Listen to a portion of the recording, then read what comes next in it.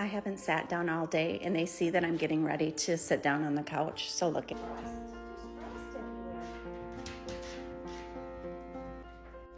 Hi, Lou. Hi. What are we doing? Oh, you're a nice boy.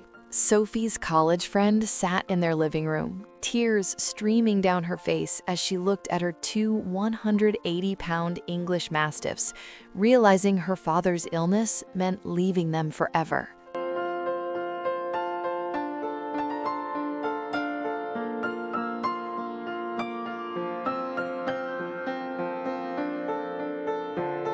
The heavy silence in the living room was broken only by the rhythmic, deep breathing of the two giants resting at Elena's feet. Sophie's friend Maya had been coming over every weekend for a year, bringing her two massive English Mastiffs, Marshmallow and Meatloaf.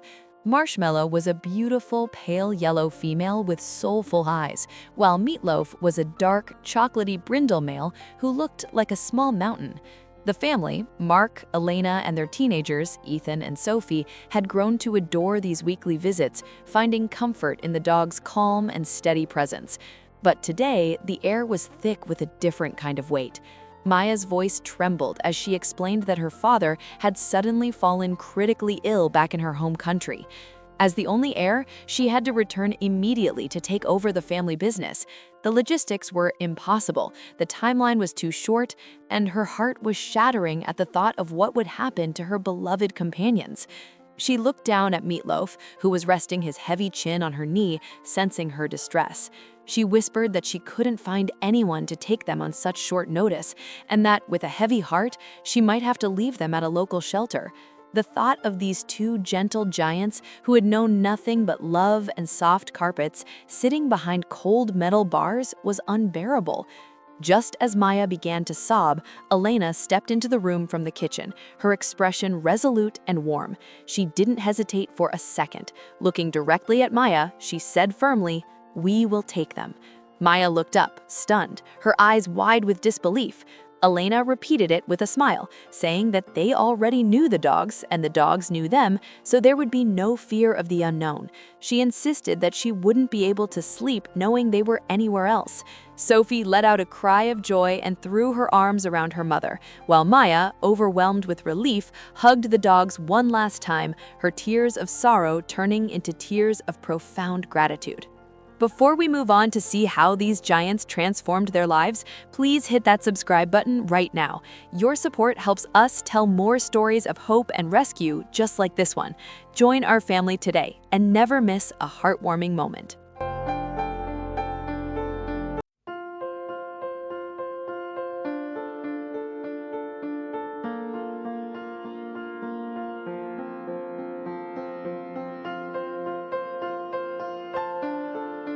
Years passed, and the house that once felt spacious was now completely dominated by 360 pounds of pure, golden, and brindle muscle. Marshmallow and Meatloaf didn't just move into the house, they staged a slow-motion coup, and the family was more than happy to surrender. Meatloaf, in particular, had developed a personality that was as large as his physical frame.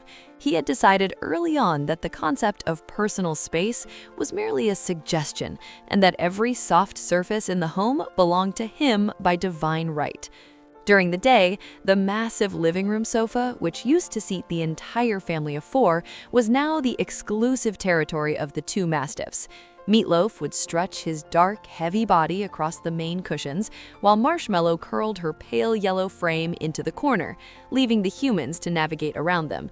It became a common sight to see Mark, Elena, Ethan, and Sophie sitting cross-legged on the hardwood floor or perched on small footstools while the dogs snored loudly above them.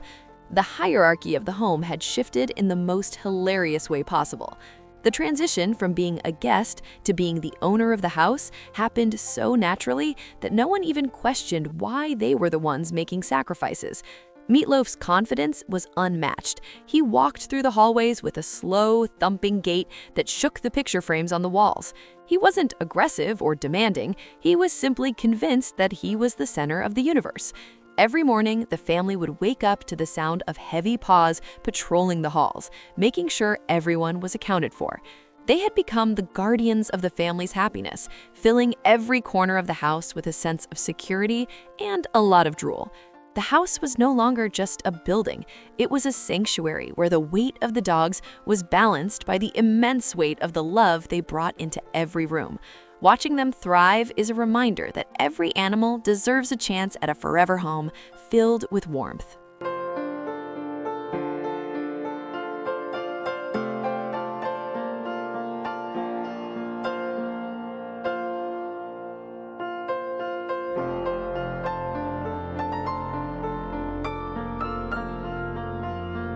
Nighttime in the household had become a strategic game of musical chairs, or rather, musical beds. Meatloaf had a very specific routine that involved visiting every bedroom to decide which mattress was the most comfortable for the night. No door was safe from his massive head nudging it open, and once he chose a spot, there was no moving him. One particular afternoon, the comedy reached its peak in the living room. Elena was trying to take a quick nap on the floor, resting her head on a cushion, when Meatloaf decided he needed some affection. The 180-pound dark brindle giant slowly climbed onto the floor and draped his entire massive body directly over Elena, pinning her to the rug with his immense weight.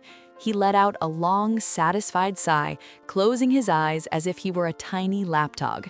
From across the room, Mark looked over and saw only his wife's head and feet sticking out from under the mountain of fur. He couldn't help but burst into laughter, pointing his finger at the dog. "Hey, big guy," he shouted with a grin, "leave my wife alone. If you were a human, that would be the last mistake you'd ever make, getting that close to my lady."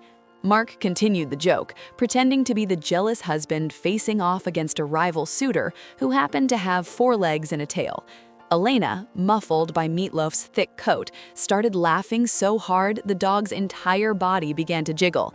"You're just jealous because he loves me more," she managed to shout back through her giggles. She reached up and hugged Meatloaf's thick neck, and the dog responded by licking her entire face with one giant, wet swipe of his tongue. Mark shook his head, realizing he had lost the battle for his wife's attention to a dog that weighed more than he did. It was a beautiful, chaotic life, and as they looked at their 2 rescued giants, they knew that bringing Marshmallow and Meatloaf into their home was the best decision they had ever made. If this story moved you, please hit that like button and share your thoughts in the comments below. Would you share your bed with a 180-pound rescue? Subscribe now to support our mission.